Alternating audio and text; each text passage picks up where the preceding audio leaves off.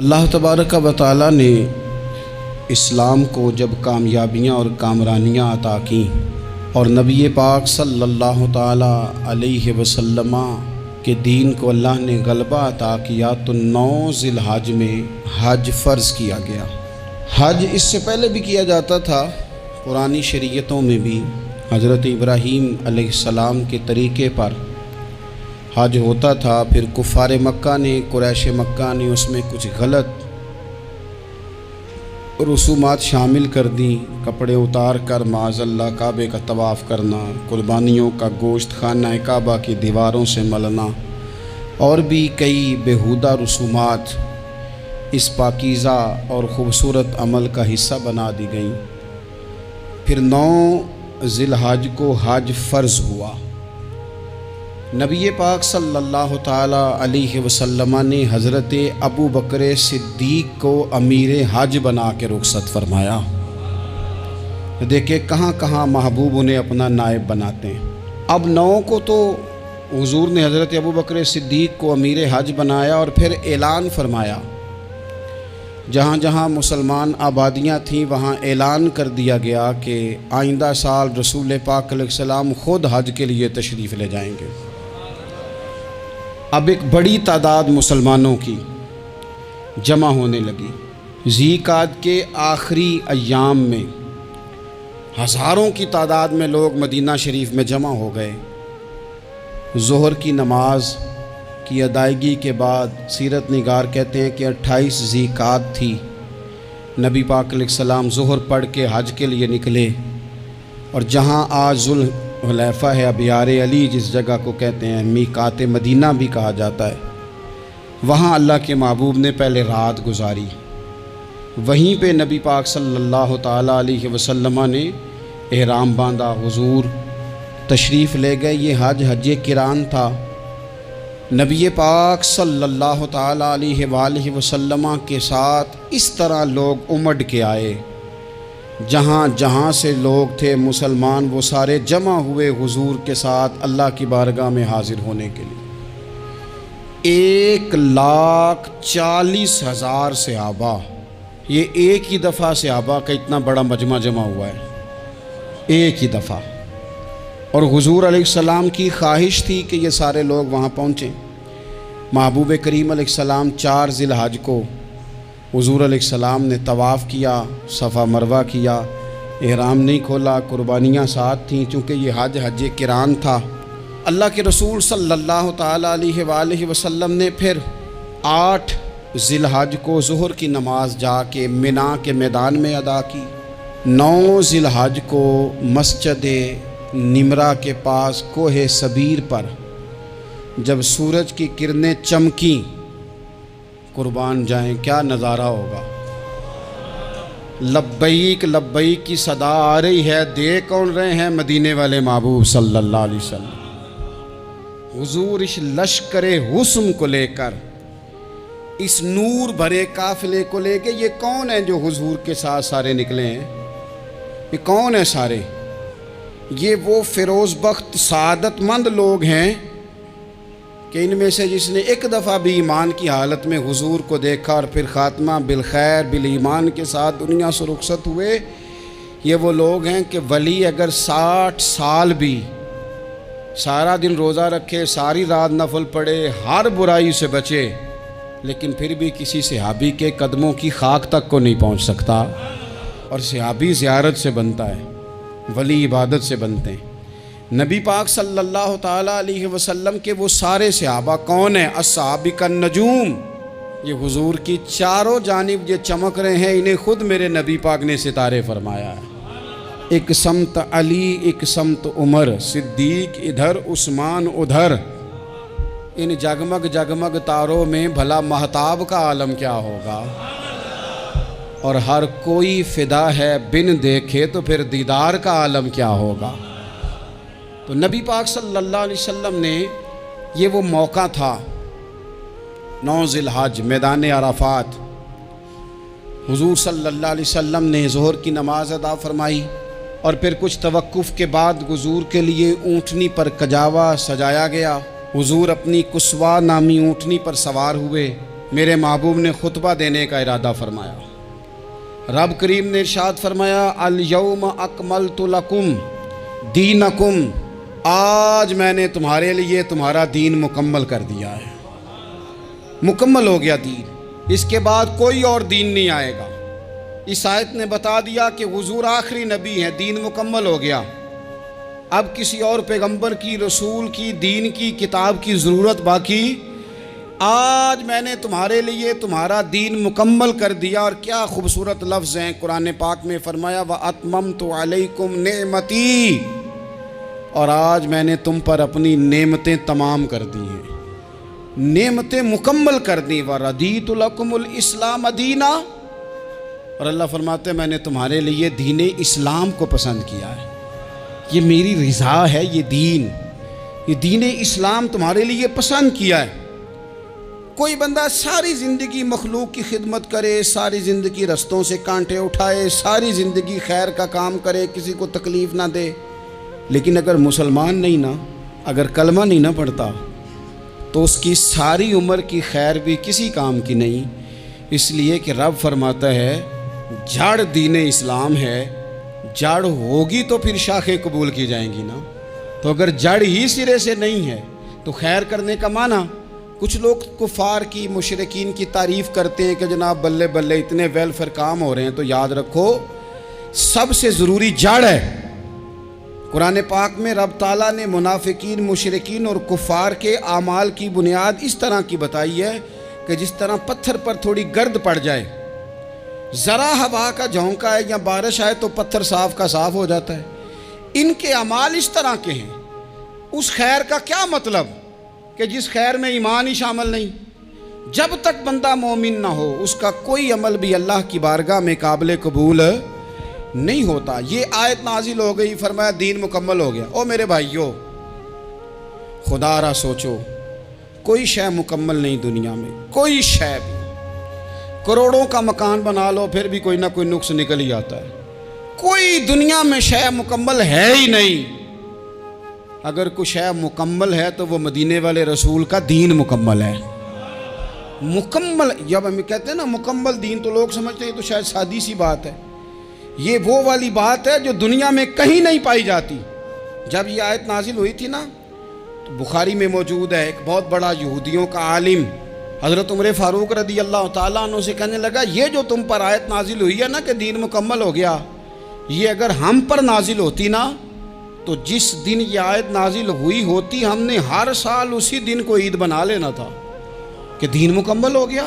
الیوم اکملت لکم دینکم، دین مکمل ہو گیا، ہم تو عید بنا لیتے۔ تو حضرت عمر کہنے لگے ہم پر بھی بڑا فضل ہے، جس دن آیت نازل ہوئی تھی عرفہ کا دن بھی تھا اور جمعے کا دن بھی تھا، ایک نہیں دو عیدیں تھیں مسلمانوں کی، دو عیدیں تھیں مسلمانوں کی، دو۔ عزیز بھائی، دین مکمل اللہ نے دیا۔ اور حضرت عبداللہ ابن عباس رضی اللہ تعالیٰ عنہ نے تو ایک مقام پہ اس کا ذکر بھی کر دیا، جب ان سے کسی یہودی نے کہا نا یہ آیت ہمیں ملتی تو ہم عید مناتے، تو فرمایا تم ایک مناتے نا، ہماری دو تھیں اس دن۔ جمعہ بھی تو مسلمانوں کی عید کا دن ہے نا۔ بہت سارے لوگ ہیں بیچارے جو کہتے ہیں اسلام میں عیدیں صرف دو ہیں، اور وہ بھی صرف پریشانی انہیں عید میلاد النبی والے دن ہوتی ہے، اس کے آگے پیچھے نہیں ہوتی۔ حالانکہ نبی پاک علیہ السلام نے کہا ہر جمعہ بھی عید ہے، خود حضور نے فرمایا، لیکن وہ اڑ جاتے ہیں کہ نہیں عیدیں صرف دو ہی ہیں۔ بھائی آپ یہ کہہ سکتے ہیں کہ اسلام کی معروف عیدیں دو ہیں، اپنے معنی اور مفہوم کے لحاظ سے جس کو یوم عید کہا جائے وہ عیدیں دو ہیں۔ تو نبی پاک صلی اللہ تعالیٰ علیہ وسلم نے میدان عرفات میں خطبہ دیا۔ یہ جو واعظ و نصیحت ہے نا، خطبہ، تقریر، یہ دنیا کر رہی ہے، کرتی رہے گی، کرتی چلی آئے گی، اور اس کو میرے نبی پاک علیہ السلام نے پسند فرمایا۔ خیر کی بات کرنے والے کو حضور نے دعا دی۔ محبوب فرمانے لگے اللہ جو میری حدیثیں یاد کر کے آگے پہنچائے اس کے چہرے کو تر و تازہ رکھنا۔ یہ ابلاغ دین بہت بڑی بات ہے اگر کوئی خلوص نیت سے کرے۔ لیکن کائنات ارضی میں وہ جو حضور کا خطبہ حجۃ الوداع ہے، وہ دستور ہے، وہ منشور ہے۔ انسانی حقوق پر اس سے بڑا چارٹر نہ پہلے کبھی تھا، نہ قیامت تک دوبارہ بن سکتا ہے۔ اس کو خطبہ حجۃ الوداع کیوں کہتے ہیں؟ ایک تو مطلب یہ کہ حضور نے یہی آخری حج کیا، اور دوسری بات یہ تھی کہ اس خطبے کے تھوڑے ہی عرصے بعد میرے نبی پاک نے وصال ظاہری فرمایا، اور اس خطبے کو رسول پاک صلی اللہ تعالیٰ علیہ وسلم نے شروع کہاں سے فرمایا؟ یہ خطبہ دیکھیں شروع کہاں سے ہو رہا ہے۔ انسان دنیا میں ملتا بھی ہے، جدا بھی ہوتا ہے، یہ جو جدائی کا وقت ہوتا ہے نا، جدائی کا، شاید بڑی سوچ سمجھ کے کہا تھا حضرت میاں صاحب نے، بڑی غور کر کے انہوں نے کہا تھا کہ دریا کنڈے روخ نہ لائیے، جو آوے روڑ جاوے۔ آپ میدان میں درخت لگاتے ہیں تو کبھی پھل گرتا ہے تو زمین پہ گرتا ہے، اٹھا لیتے ہیں۔ اگر دریا کے کنارے ہو تو وہ تو دریا میں گرے گا اور رڑ جائے گا، چلا گیا، بہہ گیا۔ فرمانے لگے دریا کنڈے روخ نہ لائیے، جو آوے رڑ جاوے، تے پردیسی نال نہ یاری لائیے، او دا جدوں دل کرے ٹر جاوے، وہ تو چلا جاتا ہے۔ یہ خطبہ شروع کہاں سے ہو رہا ہے؟ یعنی ابھی آغاز کلام ہے، بات آگے آئے گی، آغاز کلام ہے۔ میں کہہ چکا ہوں ولی شاید عبادت کر کے بنے، تقوی اختیار کر کے بنے، ولی اللہ کی حرام کردہ ہر شے سے اجتناب کر کے بنے، وہ جس میں شبہ ہے اس سے بھی بچے تو پھر ولی بنے۔ لیکن صحابی تو حضور کی زیارت سے بنتا ہے نا، نبی پاک کی زیارت سے بنتا ہے، اور صحابہ تو وہ صحابہ تھے جن کی ہر صبح عید ہوتی تھی، خدا کا قرب حاصل تھا، نبی کی دید ہوتی تھی۔ وہ تو اس طرح کا ماحول تھا کہ نبی پاک نے فرمایا حضرت ابو ہریرہ سے یہیں بیٹھے رہتے ہو، تھوڑا ذرا کبھی کوئی کام بھی کر لیا کرو، وقفے سے ملنے سے محبت بھی بڑھتی ہے۔ تو حضرت ابو ہریرہ اٹھے اور ستون کے پیچھے سے ہو کے واپس آ گئے۔ فرمایا آ گئے ہو؟ عرض کی حضور دل ہی نہیں لگتا تو جائیں کہاں؟ وہ جو حضور سے آ کے کہتے تھے نا یا رسول اللہ صلی اللہ علیہ وسلم، حضرت صوبان بن مالک، حضور نے فرمایا پریشان پریشان دکھائی دیتے ہو، کہا یا رسول اللہ ایک بات پریشان کرتی ہے۔ کہا وہ کیا؟ عرض کی حضور دل بے چین ہوتا ہے تو زیارت کو آ جاتا ہوں، آج ایک عجیب خیال آیا ہے، عجیب خیال آیا ہے، اور اس نے عجیب رنگ طبیعت میں بھر دیا ہے۔ فرمایا تمہیں کیا خیال آیا؟ عرض کی یا رسول اللہ صلی اللہ علیہ وسلم آج خیال آیا ہے کہ صوبان ہے تو حضور کا غلام ہے، جنت تو حضور کے صدقے ملے گی، لیکن یہ ہے کہ حضور تو ہوں گے نا نبیوں کے ساتھ، تجھے ملے گی پر ملے گی تو غلاموں کے محلے میں نا۔ تو دل میں خیال آیا کہ وہاں زیارت بھی ہوگی کہ نہیں؟ او جنت میرے کس کاری جتھے یار نظر نہ آوے، زیارت بھی ہوگی کہ نہیں؟ حضور کی بارگاہ میں جب حضرت صوبان نے عرض کی تو رب کریم نے فرمایا محبوب جو تیری اور تیرے رب کی اطاعت کرے نا، اولئک انعم اللہ علیہم من النبیین والصدیقین والشہداء والصالحین، فرمایا ان کو اللہ نبیوں کے، صدیقین کے، شہداء اور صالحین کے ساتھ ہی جنت میں اکٹھا فرمائے گا، وہ اکٹھے رہے۔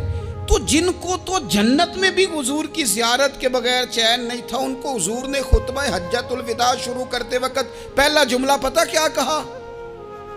حضور اونٹنی پہ ہیں، احرام باندھا ہوا ہے، 1,40,000 کم و بیش غلام سامنے کھڑے، عرفات کا میدان۔ محبوب فرمانے لگے پہلا جملہ، جو درد والے تھے وہ تڑپ گئے، یہ سارے درد والے تھے لیکن کچھ زیادہ مزاج شناس تھے۔ محبوب نے پہلا جملہ کہا، حضور فرمانے لگے لوگو جس طرح آج اکٹھے ہوئے ہیں شاید اس کے بعد دوبارہ ہم اکٹھے نہ ہوں۔ پہلا اعلان ہی کر دیا کہ یہ تمہارے ساتھ جو آج خطبہ ہے نا، اس میں اشارہ دے دیا کہ دوبارہ نہیں جمع ہوگے، اگلا حج نہیں کرنا، بس ختم ہوئی بات، یہ آخری پہلی بات ہی حضور نے یہ بیان کی۔ اب وہ اتنے دل نرم ہو گئے حضور کی بات سن کے، آنکھوں میں آنسو اس طرح آ گئے، طبیعت کا ملان اتنا بڑھ گیا کہ ہر ایک کا دل کشکول بن گیا، ہر طرف سے آہیں اور سسکیاں ہیں کہ حضور کے وہ جملے یوں صحابہ لے رہے تھے جب آپ سے کوئی کہہ دے کہ بھائی یہ وقت بس آخری ملاقات کا ہے، تو پھر انہوں نے وہ تو حضور کی ہر بات ہی توجہ سے سنتے تھے، پر یہاں جو انداز بن گیا وہ انوکھا بن گیا۔ فرمایا شاید دوبارہ ملاقات نہ ہو۔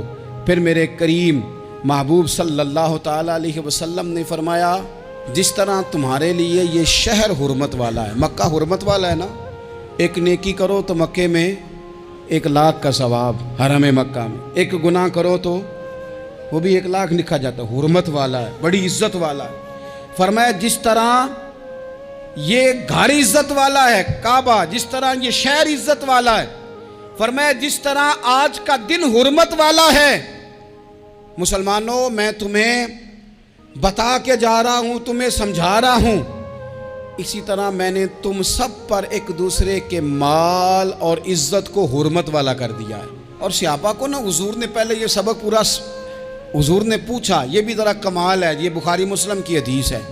हुजूर ने सहाबा से पूछा, 9 ज़िलहज है, जुमे का दिन है, ज़िलहज का महीना है, सबको पता है। देखिए ना, आप जुमा पढ़ने हैं तो मैं आपसे कहूँ कि आज कौन सा दिन है, तो आप कहेंगे जनाब जुमा है, अजीब आदमी है, जुमा पढ़ा रहे हो।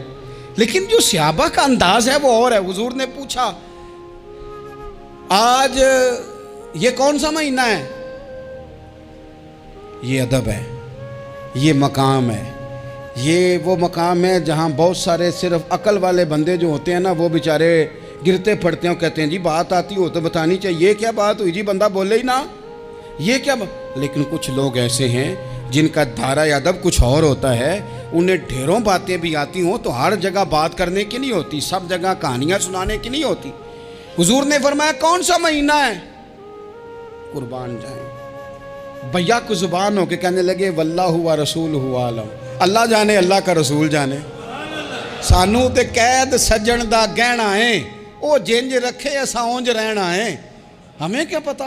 पूछा किसी ने, लिखा है सूफिया ने, किसी ने पूछा, ओए तुम्हें पता नहीं, कहने लगे चुप कर, हमें क्या पता कौन सा महीना है। तो हुजूर ने फरमाया आज तारीख कौन सी है?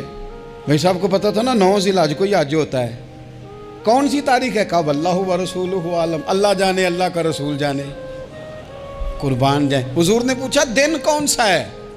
सबको पता है जुम्मा है, कहने लगे वल्लाहु व रसूलहु आलम, अल्लाह जाने और अल्लाह का। वो सहाबा बता क्यों नहीं रहे? तो अहले मोहब्बत कहते हैं सहाबा का जवाब ये था, हमें कोई महीनों से गरज है, हमें कोई दिन से गरज है, हमें कोई तारीख से गरज है। हाजियो आओ शहनशाह का रोजा देखो, काबा तो देख चुके, काबे का भी काबा देखो, हमें तो महबूब से गरज है। महीना था ज़िलहज का, अगर हुजूर कह देते ज़िलहज नहीं ज़ीक़ाद है तो हमने ज़ीक़ाद ही बना लेना था। तारीख थी 9, अगर हुजूर फरमा देते 11 है तो हमने 11 ही बना लेनी थी। दिन था जुमे का, अगर हुजूर कहते पीर है तो हमें क्या लगे, हमें तो महबूब की रज़ा चाहिए। आप देखें ना, एक सहाबी के हाथ ज़रा लंबे थे तो हुजूर ने फरमाया या ज़ुल यदैन, और लंबे हाथों वाले। उनसे कोई पूछता नाम क्या है तो कहते मेरा नाम है 2 हाथों वाला। ओ भाई मेरे भी 2 हैं, तू क्यों 2 हाथों वाला? कहने लगे ये नहीं मुझे पता, मुझे नबी पाक ने कहा 2 हाथों वाला। तो ठीक हो गई, जो हुजूर ने नाम रख दिया। तो हुजूर सैयद आलम ने पूछा, फिर हुजूर ने हुर्मत याद कराई, फरमाया याद रखो ये दिन भी बड़ी इज्जत वाला है, जुम्मे का है, ये महीना भी बड़ी हुर्मत वाला है, ज़िलहज का है, ये तारीख भी बड़ी हुर्मत वाली है। लेकिन फरमाया जिस तरह इस दिन की, इस शहर की, इस महीने की तुमने इज्जत करनी है, इसी तरह एक दूसरे के माल का, एक दूसरे की इज्जत का तुमने पास करना। मुसलमान भाइयों, खुदारा ये हुजूर कह रहे हैं यार, नबी पाक ने काबा के सामने खड़े होके फरमाया बैतुल्लाह तेरी बड़ी शान है, तेरा बड़ा मर्तबा है, लेकिन फरमाया मेरे मोमिन की इज्जत रब की नज़र में काबे से भी ज़्यादा है। हम कैसे बैठ के यार, हम कैसे जुर्रत करते हैं किसी की पगड़ी खोलने की कोने में बैठ के? हम अपने घर बैठ के किसी पर तबसरा कर गए, किसी बंदा मोमिन की इज्जत उछाल गए, बिल्कुल पता नहीं था बात का, और हमने कहानी बना दी पूरी की पूरी, दास्तान सराई कर गए। सुबह से शाम तक हमारी गपशप का उन्वान क्या है? किसी न किसी का शिकवा, किसी न किसी की शिकायत, ये हमारी गपशप है। खुदारा हुजूर ने तो खुतबा हज्जतुल विदा में पहला सबक ये दिया था कि मेरे जाने के बाद एक दूसरे की इज्जत करना, और इसी खुतबे में एक जगह पे फरमाया ये ना हो कि मेरे जाने के बाद तुम एक दूसरे की गर्दनें मारने लग जाओ। एक दूसरे की इज्जतों का ख्याल करना, पास करना। मुसलमानों, मेरे अजीज़ भाइयों, बुज़ुर्गों, इज्जतों का दिफा शुरू करें।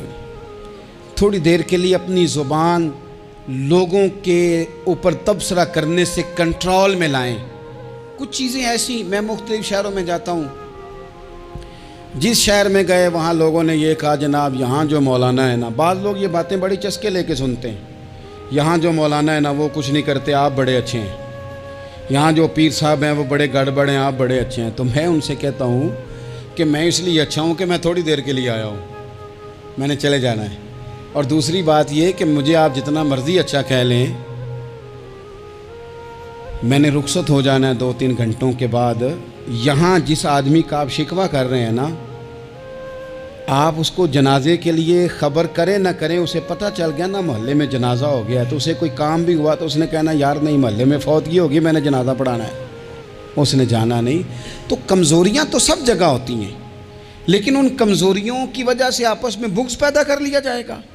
اور پھر کمال بات ہے نا کہ اپنی ساری کمزوریوں سمیت اپنے آپ سے پیار ہے، اپنے آپ سے محبت ہے، اور دوسرے کی ایک کا پتہ چل جائے تو ہمیں گھن آنے لگ جاتی۔ تو حضور نے خطبہ حجت الوداع کے موقع پر یہ بات ارشاد فرمائی۔ دوسرا حضور نے فرمایا لوگوں یاد رکھنا، یہ خطبہ حجت الوداع میں نبی پاک نے فرمایا، یہ حضور خطبہ دے رہے ہیں، اور اس وقت دے رہے ہیں جب حضور صحابہ کو بتا چکے ہیں کہ یہ آخری ملاقات ہے۔ جو دور دراز سے آئے ہیں ان کو بتایا ہے کہ یہ میری تمہاری جو مجلس ہے، جو محفل ہے، جو تم سے بات ہو رہی ہے، یہ آخری ہے۔ محبوب فرمانے لگے لوگوں یاد رکھنا قیامت قائم ہوگی۔ ان جملوں کا حسن ملاحظہ کر لیں۔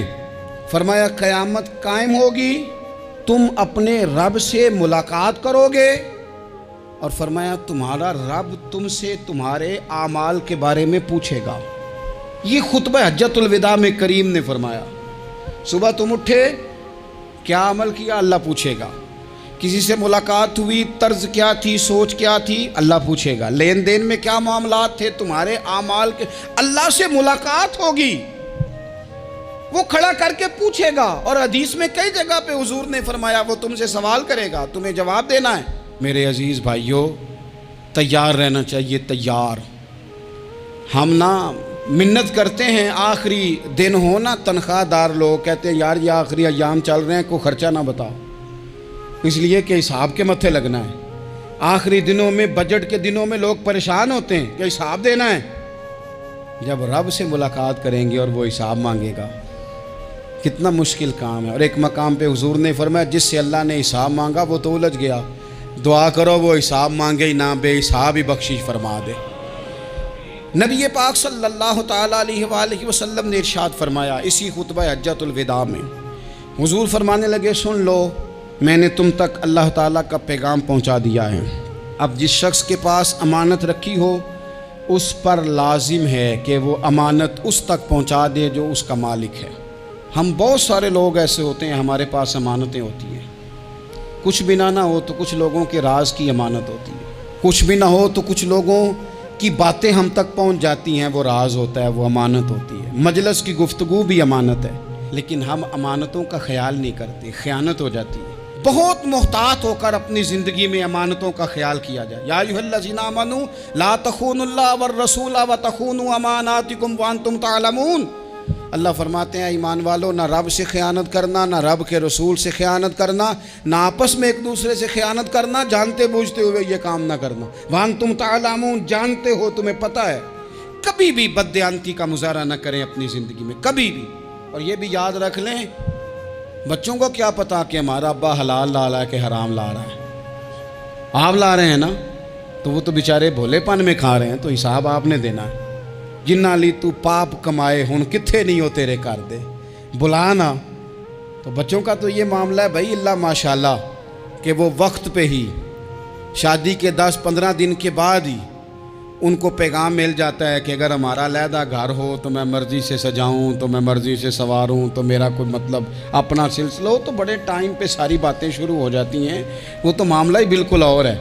تو بالکل کسی بھی امانت میں کبھی بھی خیانت کرنے کی کوشش نہ کریں، اور یاد رکھیں مال حرام جہاں آتا ہے وہاں بڑی تباہی آتی ہے۔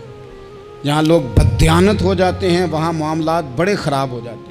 اللہ تبارک و تعالیٰ دیانتداری کی توفیق عطا فرمائے۔ حضور نے خطبہ حجت الوداع کے موقع پر فرمایا میں نے آج جاہلیت کے سارے سود ختم کر دیے، نبی پاک میدان عرفات میں کھڑے ہو کے فرمانے لگے جس بندے نے بھی کسی سے پیسے لیے ہیں وہ اصل رقم دے گا، زائد نہیں دے گا۔ حضور کے بڑے قریبی تھے ایک، فرمایا انہوں نے بھی کچھ لوگوں سے پیسے لیے ہوئے، چونکہ وہ سب لوگ کرتے تھے، حرام ہی نہیں تھا۔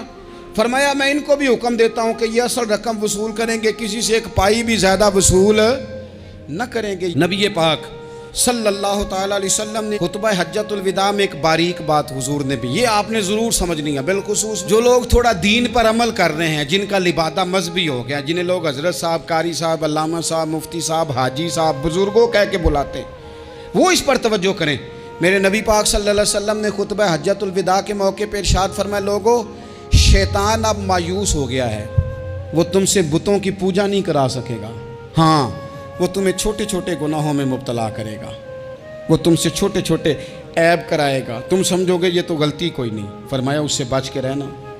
اب وہ مایوس ہو گیا، بتوں کی پوجا نہیں کرا سکتا، تمہیں اپنی پوجا نہیں کرا سکتا، لیکن چھوٹی چھوٹی غلطیاں، ایک مقام پہ فرمایا نا چھوٹا گناہ ہونا تو مومن اسے پہاڑ سمجھتا ہے، اتنا بڑا ہو گیا، اور منافق کہتا ہے یہ تو کچھ بھی نہیں۔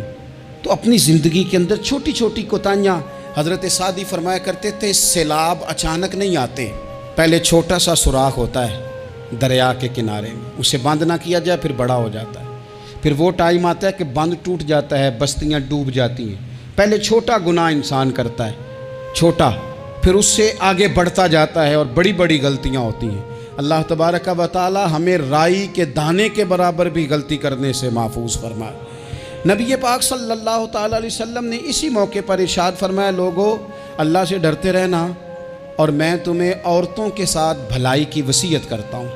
فرمایا رب نے تمہیں اختیار دیا ہے، عورتیں تمہارے سپرد کی ہیں، ان سے اچھا سلوک کرنا۔ فرمایا اگر کبھی کوئی ان پر تمہیں سختی کرنی بھی پڑے تو اتنی کرنا جتنی ان کی غلطی ہو، ان سے درگزر کرنا، ان سے پیار کرنا۔ اسلام نے خاتون کو باقاعدہ حقوق دیے، باقاعدہ۔ صحیح بخاری میں حدیث ہے، یہ جو نوجوان ہیں، مطالعہ کرنے والے، پڑھنے سننے سمجھنے والے، یاد رکھا کریں ان چیزوں کو۔ حضرت بریرہ رضی اللہ تعالیٰ عنہ حضرت عائشہ صدیقہ کی کنیزہ ہیں، حضرت مغیث رضی اللہ تعالیٰ عنہ ایک صحابی ہیں، ان کی وہ اہلیہ ہیں، وہ اپنے خامد سے علیحدگی چاہتی تھی، ان کے خامد بڑی محبت کرتے تھے، علیحدہ ہونا نہیں چاہتے تھے، خاتون رہنا نہیں چاہتی تھی۔ انہوں نے بڑی سفارشیں کرائیں کہ میرا خامد، میری بیوی مجھ سے صلح کر لے، حالانکہ وہ خاتون کنیز ہیں، خادمہ ہیں، کوئی بڑے قبیلے سے بظاہر تعلق نہیں۔ بالآخر انہوں نے گزارش کی، سیدہ عائشہ صدیقہ رضی اللہ تعالیٰ عنہ سے کہا، کچھ اور ذرائع اختیار کیے۔ حضرت مغیث نے رضی اللہ تعالیٰ عنہ، ان کے شوہر نے، کہ نبی پاک علیہ السلام کی خدمت میں عرض کریں، حضور میری سفارش کریں کہ یہ مجھ سے صلح کر لیں۔ تو نبی پاک علیہ السلام نے حضرت بریرہ رضی اللہ تعالیٰ عنہ جو کنیزہ ہیں، خادمہ ہیں، ان کو بلا کے کہا تمہارا خامد صلح کرنا چاہتا ہے۔ یہاں برادری کا بڑا کے کہتا ہے پتر میری بھی نہیں تو گال رکھنی، وہ میرے ککھاں دا بھی نہیں تو، وہ کیا کہہ رہے ہیں آپ؟